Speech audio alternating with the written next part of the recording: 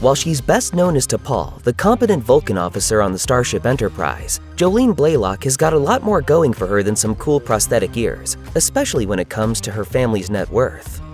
Easily one of the most prominent Vulcans in the Star Trek franchise next to Spock and Tuvok, T'Pol proved an essential member of the crew on Star Trek Enterprise.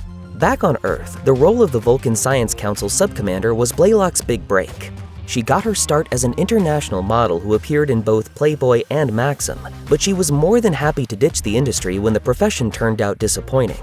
As the actor explained in a 2002 interview with The Sun, "I'm jaded by my experiences in the modeling industry.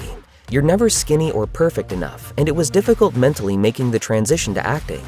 Blalock first landed a handful of guest appearances on shows like CSI and JAG, and T'Pol was her first and only major role. In the years that followed, the actor only took a small number of TV and film roles before stepping out of the limelight after 2017. Since then, she's been plenty busy living her best life with her husband of more than 2 decades, Live Nation Entertainment CEO Michael Rapino. With a spouse worth at least $410 million and 3 children, Blalock helped create the Rapino Foundation, now known as Revolve Haiti, to help address global systemic poverty. Even if Blalock's post-Trek acting career seems sparse, the fact that she's raised a family and runs a charity with no financial pressure to work shows that any role she takes is for pure love of the craft. As a lifelong sci-fi and fantasy fan, getting a leading role in the sci-fi genre was a particularly sweet gig. Speaking with Trek Today in 2010, Blalock recounted her childhood days watching Star Wars and the original Star Trek series. To her, sci-fi is all about exploring what humanity is capable of. As she told Trek Today, "It makes us think outside of ourselves. It presents the question, what if? What if we could jump the timeline? What if we could meet another intelligent species? What if we could colonize on another planet?" It deals with very big ideas. While Enterprise is Blalock's only Star Trek credit to date, T'Pol hasn't been her only sci-fi role.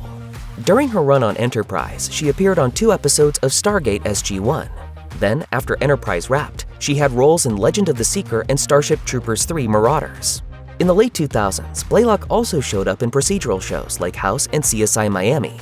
Then she had a small role in the 2014 comedy Sex Tape starring Cameron Diaz and Jason Segel. Her last acting role was in the 2017 TV movie A Man for Every Month, but many fans are holding out hope that her break from acting is only temporary. In 2021, she walked the red carpet at Paramount Plus's Star Trek Day, celebrating the 55th anniversary of the franchise. This means she may still have some interest in being connected to Star Trek in some way. It would appear that the Expanse is returning to normal space.